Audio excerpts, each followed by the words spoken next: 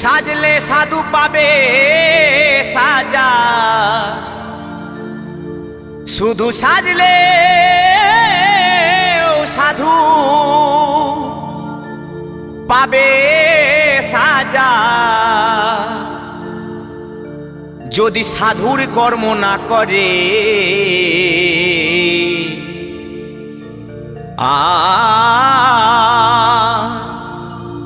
সাধু হওয়া সহজ কথা নয় খেপা ছেলে।